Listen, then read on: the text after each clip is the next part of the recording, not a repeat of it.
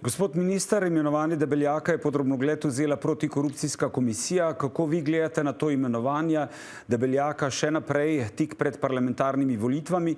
Je to dober primer korporativnega upravljanja? Najprej poslušal sem ta prispevek.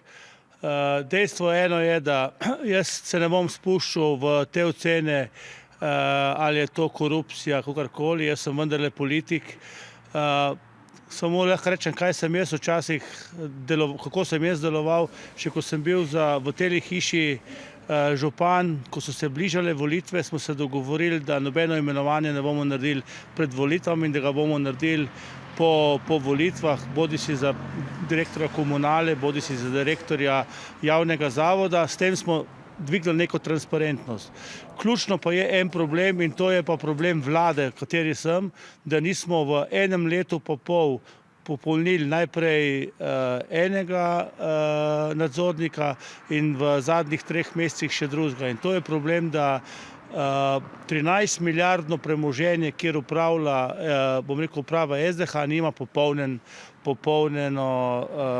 nadzorni svet in mislim, da je to krivda predvsem nas v vladi. Ampak zakaj tega v vladi niste mogli storiti? Kaj je šlo za koalicijska preigravanja, katera stranka bo imela katerega nadzornika in mogoče, ne vem, vaši predlogi niso šli skozi vlado, ker je, ne vem, Svoboda, Levica zahtevala kaj več? Ne, žal ni prišlo do dogovora. Jaz vam moram povedati, da sem zadovoljen, da v naši stranki v tem letu, v tem mandatu so nam bile kadrovske zadeve po strani. Mi smo se ukvarjali predvsem z vsebinami, na to smo z nekaterimi vsebinami, zakoni, delovanjem smo seveda zadovoljni, ampak ne glede na vse, jaz mislim, da moramo popolniti ta nadzorni svet, ker nadzorni svet mora biti popolnen in bo to tudi neka politična higiena. In tudi za gospoda Debeljaka bi bilo to bistveno lažje, ker bi imel neko drugačno legitimiteto.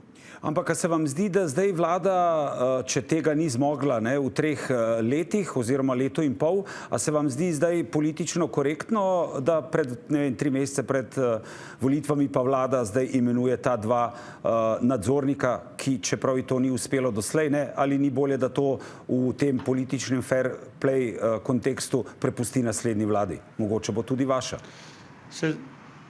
Se z vami strinjam, če do zdaj nam ni uspelo, potem tudi zadnje 3 mesece, ker morajo verjetno biti neki postopki, da pride do imenovanja najprej kandidatov, potem jih pa državni zbor z 46 glasovi sprejme. Tako da, kar se mene tiče, če bomo lahko uspeli, da imenovanje dajemo po volitvah, sem jaz absolutno za.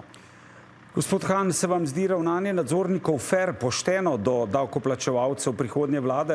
Vlada je skupščina SDH-ja, ker morda bo pa naslednja vlada videla koga drugega na čelu SDH-ja. Gospod Debeljak pa bo seveda lahko uveljavljal odškodnino, ki jo bomo posredno plačali v resnici davkoplačevalci.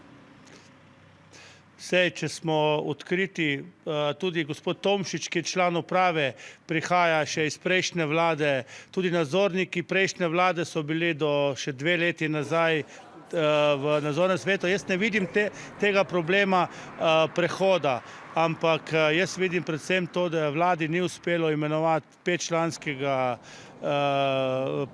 članov v SDH-ju.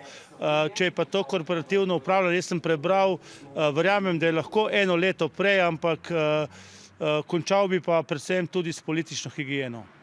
Gospod Han, boste na četrtkovi seji vlade sprožili to vprašanje in predlagali, da vlada kot skupščina SDH-ja ukrepa oziroma vzame pod drobnogled omenjeni primer in postavi neka pravila? Jaz mislim, da pravila imamo dosti jasna. Če se bi jih držali, potem ne bi bilo nobenega problema.